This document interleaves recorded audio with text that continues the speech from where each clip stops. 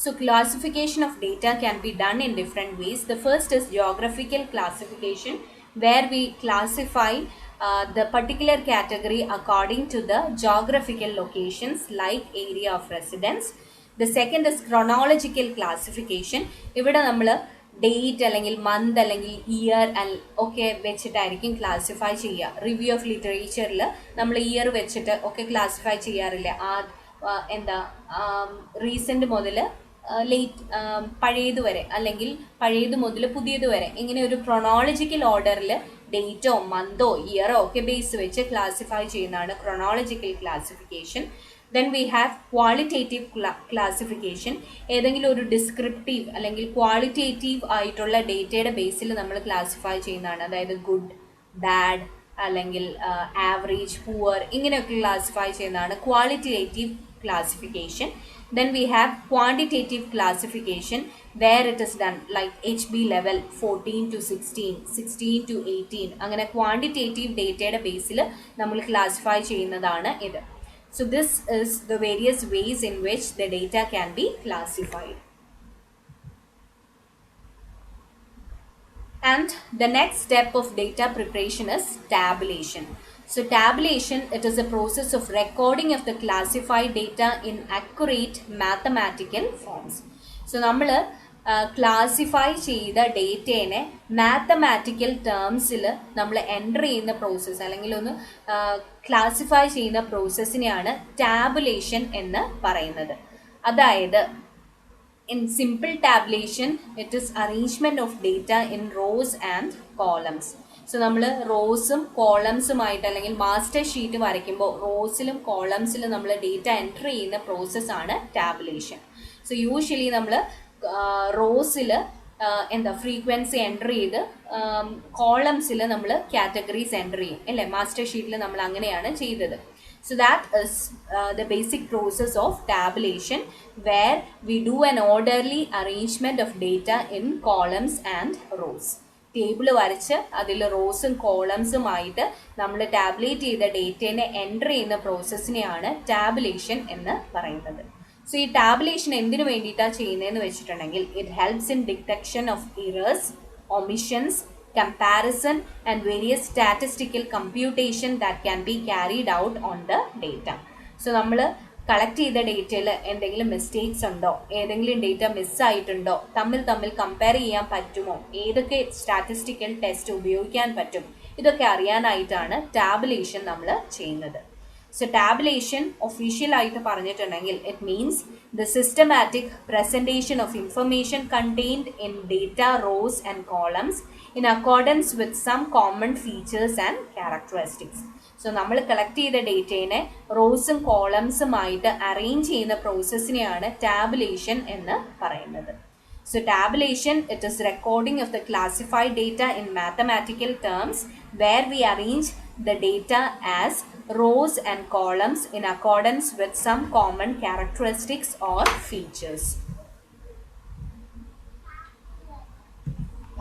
So ഇനി tabulation ചെയ്യുമ്പോൾ നമ്മൾ യൂഷ്വലി അത് ടേബിൾസ് ആയിട്ടായിരിക്കും ചെയ്യുക. So this tables can be of different types. So let's see the tables one by one. The first kind is frequency distribution table. So frequency distribution table എന്ന് പറയുമ്പോൾ നിങ്ങൾ എല്ലാവരും നിങ്ങളുടെ റിസർച്ച് സ്റ്റഡിയിൽ നമ്മളുടെ സോഷ്യോ ഡെമോഗ്രാഫിക് ഡേറ്റ എൻ്റർ ചെയ്യാനായിട്ട് വരച്ച ആ ഒരു ബേസിക് ടേബിളാണ് ഫ്രീക്വൻസി ഡിസ്ട്രിബ്യൂഷൻ ടേബിൾ എന്ന് വെച്ചിട്ടുണ്ടെങ്കിൽ എത്രമാത്രം ഒരു വേരിയബിൾ കൊടുത്തിട്ട് അതിൽ എത്ര ഫ്രീക്വൻസി ഉണ്ട് അല്ലെങ്കിൽ എത്ര നമ്പറും എത്ര പെർസെൻറ്റേജും ഉണ്ട് എന്ന് ഒന്ന് എഴുതുന്ന ആ ഒരു അല്ലെങ്കിൽ ടേബിളായിട്ട് വരയ്ക്കുന്ന ആ ഒരു ചാർട്ടിനെയാണ് ഫ്രീക്വൻസി ഡിസ്ട്രിബ്യൂഷൻ ടേബിൾ എന്ന് പറയുന്നത്. So these tables present the frequency and percentage distribution of the information collected, where an attribute is grouped in number of classes which may vary from 3 or 8 classes, and always the group or the class intervals are constant. For example, socio-demographic data il age aanu engil age ne sub categories allengil classes aayittu divide cheyum, like 1 to 20, 20 to 40, 60 to 41 to 60, 61 to 80 അങ്ങനെ ഓരോ classes ആയിട്ട് classify ചെയ്യും. Number of classes may vary, പല numbers ഉണ്ടാവാം, ഒന്നെങ്കിൽ 3 അല്ലെങ്കിൽ 8 അല്ലെങ്കിൽ അതിൽ കൂടുതലോ കണ്ടെന്ന് വരാം. എപ്പോഴും ക്ലാസ് ഇൻ്റർവെൽസ് കോൺസ്റ്റൻ്റ് ആയിട്ട് വെക്കണം. അതായത് രണ്ട് ക്ലാസ്സുകൾ തമ്മിലുള്ള അകലം ഈക്വൽ ആയിരിക്കണം. അതായത് 1 to 10 ആണ് ഒരു കാറ്റഗറി എങ്കിൽ അടുത്ത കാറ്റഗറീനെ 1 to 20 വെച്ചിട്ടുണ്ടെങ്കിൽ ആ ക്ലാസ് ഇൻ്റർവെൽ മാറി അല്ലേ. ഒന്നിൻ്റെ അകത്ത് 1 to 10 ഉള്ളൂ, 10 നമ്പേഴ്സേ ഉള്ളൂ, അടുത്തതിൻ്റെ അകത്ത് 20 നമ്പേഴ്സ് ഉണ്ട്. അങ്ങനെ പാടില്ല. ക്ലാസ് ഇൻ്റർവെൽ എപ്പോഴും കോൺസ്റ്റൻ്റ് ആയിട്ട് നിലനിർത്തണം. സോ ഫ്രീക്വൻസി ടേബിൾ എന്ന് പറയുമ്പോൾ ഒരൊറ്റ വേരിയബിളിൻ്റെ ഫ്രീക്വൻസിനെയും അതുപോലെ തന്നെ നമ്പറിനെയും എൻട്രി ചെയ്യുന്ന ഒരു ടേബിളിനെയാണ് ഫ്രീക്വൻസി ഡിസ്ട്രിബ്യൂഷൻ ടേബിൾ എന്ന് പറയുന്നത്. ഇനി അടുത്തതാണ് contingency table. So contingency table it is also known as A cross table where the frequency of 2 or more variables are done in order to establish a relationship or association between them.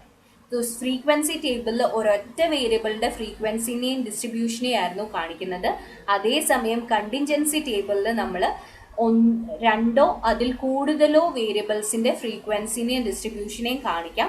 എന്നിട്ട് തമ്മിലുള്ള association establish ചെയ്യാൻ വേണ്ടിയിട്ടാണ് ഈ ഒരു contingency table നമ്മൾ വരയ്ക്കുന്നത്. For example, നമ്മളിപ്പോൾ ഒരു ടേബിളിൽ തന്നെ ഒരു പേഷ്യൻറ്റിൻ്റെ ബവൽ മൂവ്മെൻറ്റും അതുപോലെ തന്നെ ഒരു പേഷ്യൻ്റെ നമ്പർ ഓഫ് ഫുഡ് ഇൻടേക്സും എൻ്റർ ചെയ്തെന്ന് വരാം.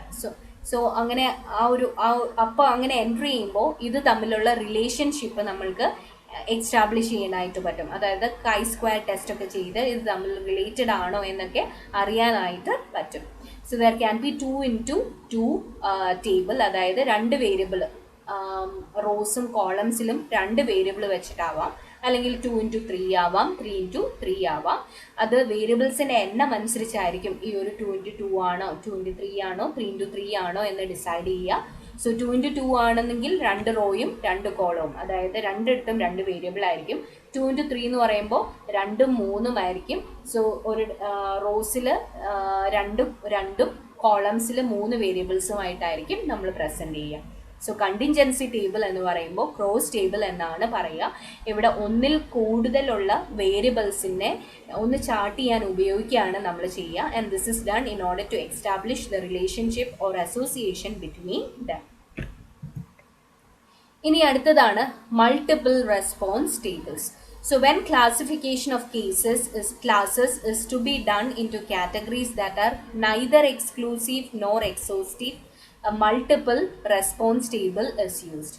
So proper ആയിട്ട് കാറ്റഗറൈസ് ചെയ്യാൻ പറ്റുന്ന, അല്ലെങ്കിൽ എല്ലാ ആൾക്കാർക്കും ഒരേപോലെ അല്ല റെസ്പോൺസസ് വരുന്നത്, പല തരത്തിലുള്ള റെസ്പോൺസസ് ആണ് വരുന്നെങ്കിൽ നമ്മൾക്ക് അവിടെ ആദ്യത്തെ രണ്ട് കൈൻഡ് ഓഫ് ടേബിൾസും യൂസ് ചെയ്യാൻ പറ്റില്ല. സോ അങ്ങനത്തെ സിറ്റുവേഷൻസിലാണ് നമ്മൾ മൾട്ടിപ്പിൾ റെസ്പോൺസ് ടേബിൾസ് ഉപയോഗിക്കുന്നത്. അല്ലെങ്കിൽ ഒരേ ചോദ്യത്തിന് തന്നെ പല ഉത്തരങ്ങൾ വരുന്നു, അല്ലെങ്കിൽ പല തരത്തിലുള്ള ഉത്തരങ്ങൾ വരുന്നുവെങ്കിൽ അതിനെ ടാബ്ലേറ്റ് ചെയ്യാനായിട്ടാണ് മൾട്ടിപ്പിൾ റെസ്പോൺസ് ടേബിൾസ് ഉപയോഗിക്കുന്നത്. And the last category is miscellaneous tables. It is used to present data that other than frequency or percentage distributions like median, mode, range, standard deviation. So frequency percentage ഒഴികെ വേറെയുള്ള മീനെയോ മീഡിയനെയോ മോഡിനെയോ അല്ലെങ്കിൽ standard ഡീവിയേഷനെയോ ഒക്കെ present ചെയ്യാൻ ഉപയോഗിക്കുന്ന kind of ടേബിളാണ് miscellaneous tables. So that was about tabulation. So tabulation നമ്മൾ പല തരത്തിലുള്ള ടേബിൾസ് ഉപയോഗിക്കാം. ഒന്നെങ്കിൽ ഒരു ഫ്രീക്വൻസി ഡിസ്ട്രിബ്യൂഷൻ ടേബിൾ ആവാം, അല്ലെങ്കിൽ ഒരു കണ്ടിൻജൻസി ടേബിൾ ആവാം, അല്ലെങ്കിൽ ഒരു മൾട്ടിപ്പിൾ റെസ്പോൺസ് ടേബിൾ ആവാം, അല്ലെങ്കിൽ ഒരു മിസ്സലേനിയസ് ടേബിൾ ആവാം. So this was about the first step of quantitative data analysis. അതായിരുന്നു ഡേറ്റ പ്രിപ്പറേഷൻ. ഡേറ്റ പ്രിപ്പറേഷനിൽ നമ്മളൊരു കളക്ട് ചെയ്ത ഡേറ്റേനെ ഒന്ന് ഗ്യാദർ ചെയ്ത് അതിനെ ഒന്ന് ക്വാണ്ടിഫൈ ചെയ്യുന്ന പ്രോസസ്സാണ് ഡേറ്റ പ്രിപ്പറേഷൻ.